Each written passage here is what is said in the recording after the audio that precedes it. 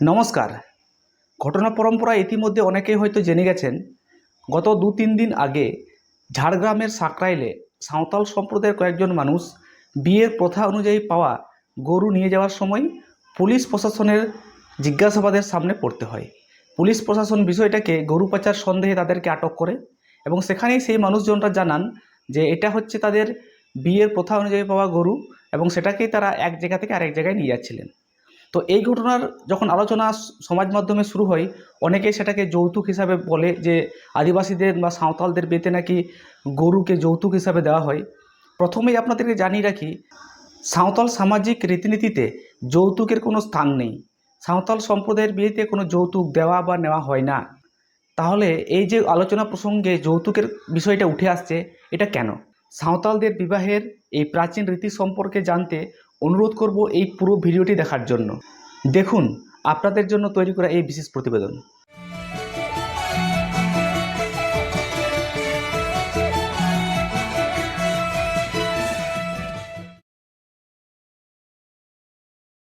নমস্কার। আমাদের এই তথাকথিত আধুনিক সমাজে বিয়ের কথা উঠলেই একটা শব্দ খুব চেনা চেনা লাগে, যৌতুক বা পণ। যেখানে কনের পরিবারকে বরের হাতে নগদ অর্থ বা নানা রকমের সামগ্রী তুলে দিতে হয়। আর এই প্রথার চক্করে কত পরিবার যে ধ্বংস হয়ে যায় তার কোনো ইয়াত্তা নেই। কিন্তু আপনি কি জানেন, আমাদের এই ভারতবর্ষেরই বুকে এমন একটি প্রাচীন, সমৃদ্ধ এবং প্রগতিশীল সমাজ আছে যেখানে নিয়মটা এর সম্পূর্ণ উল্টো। হ্যাঁ, আমাদের গর্ব সাঁওতাল সমাজের কথাই বলছি। সাঁওতাল জনগোষ্ঠীর মানুষের মধ্যে বিবাহের সময় বরের পরিবার থেকে কনের পরিবারকে একটি বা দুটি বাছুর উপহার দেওয়া হয়। আর একটা কথা শুরুতেই পরিষ্কার মনে রাখবেন, এটি কোনোভাবেই লোভ বা জোর জুলুমের যৌতুক নয়। কারণ সাঁওতাল সমাজে প্রচলিত লোভ বা যৌতুক বা পণের কোনো স্থানই নেই। সাঁওতালি সংস্কৃতিতে এই সুন্দর প্রথাটিকে বলা হয় বারেত ইতে। আপাত দৃষ্টিতে বাইরে থেকে একে অনেকের কনেপণ মনে হতে পারে, কিন্তু এর পেছনের আসল দর্শনটা জানলে আজকের আধুনিক সমাজকেও মাথা নত করতে হবে। সাঁওতাল সমাজ নারীকে কখনো বোঝা মনে করে না, বরং তাদের ভাবা হয় পরিবারের আসল সম্পদ এবং লক্ষ্মী। একজন কন্যা সন্তান যখন বিয়ে করে অন্য ঘরে চলে যান, তখন কনের পরিবার তাদের ঘরের একজন অত্যন্ত পরিশ্রমী, দক্ষ এবং প্রাণবন্ত সদস্যকে হারায়। কারণ আমরা সবাই জানি, সাঁওতাল সমাজে নারীরা গৃহস্থালির কাজ থেকে শুরু করে মাঠের কৃষিকাজ সব ক্ষেত্রেই পুরুষদের কাঁধে কাঁধ মিলিয়ে সমান ভূমিকা পালন করেন।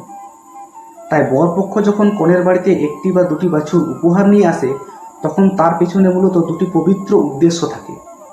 প্রথমত, কনের বাবা মায়ের প্রতি গভীর শ্রদ্ধা ও কৃতজ্ঞতা প্রকাশ করা, যারা এত বছর ধরে এমন একটি গুণী ও কর্মঠ কন্যাকে লালন পালন করে সমাজের আলো করেছেন।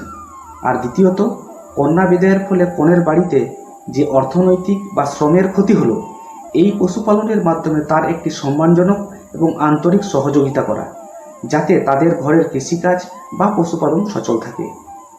এই বাছুর দেওয়ার নিয়মের পিছনে সামাজিক সম্পর্কের এক গভীর টান লুকিয়ে থাকে।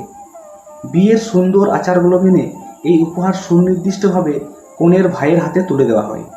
এর উদ্দেশ্য হলো শুধুমাত্র দুজন মানুষের মিলন নয়, বরং দুটি ভিন্ন বংশের মধ্যে আজীবনের জন্য এক মধুর, মজবুত এবং পবিত্র আত্মীয়তার বন্ধন তৈরি করা। সবচেয়ে সুন্দর বিষয় হলো, এই নিয়মের মধ্যে কোনো অহংকার, দম্ভ বা জোর জবরদস্তি থাকে না।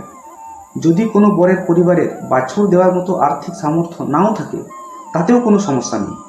সমাজের মোড়ল বা মাঝি বাবার উপস্থিতিতে সবাই মিলে আলোচনার মাধ্যমে অত্যন্ত আনন্দের সাথে প্রতীকী কোনো ছোট উপহার বা সামান্য কিছু দিয়েও এই নিয়ম সম্পন্ন করা যায়। কারণ সাঁওতাল সমাজের নিয়ত এবং শ্রদ্ধার দাম সবচেয়ে বেশি, কোনো অমূলক বা অন্যায্য দাবির নয়। আজকের এই একবিংশ শতাব্দীর তথাকথিত উন্নত সমাজ যখন আজও যৌতুক প্রথার অভিশাপ, অর্থলোভ আর নারী নির্যাতনের কলঙ্ক থেকে পুরোপুরি মুক্ত হতে পারেনি, তখন শত শত বছর ধরে আমাদের সাঁওতাল সমাজ বুক ফুলিয়ে দেখিয়ে চলেছে নারীকে কিভাবে প্রকৃত সম্মান দিতে হয়। তাই স্পষ্ট মনে রাখা দরকার, বারেত ইতে কোনো বাণিজ্যিক বা আর্থিক লেনদেন নয়। এটি হলো নারীর সর্বোচ্চ মর্যাদা, পারস্পরিক সৌহার্দ্য এবং নতুন আত্মীয়তার এক পরম প্রতীক। সাঁওতাল সমাজের এই মহান এবং মানবিক ঐতিহ্যকে আমাদের সবার মন থেকে স্যালুট জানানো উচিত। আজকের এই বিশেষ পর্বটি আপনাদের কেমন লাগলো কমেন্ট করে অবশ্যই জানাবেন। যদি এই তথ্যটি আপনার ভালো লেগে থাকে তবে বন্ধুদের সাথে শেয়ার করতে ভুলবেন না। দেখা হবে পরবর্তী ভিডিওতে। জোহার।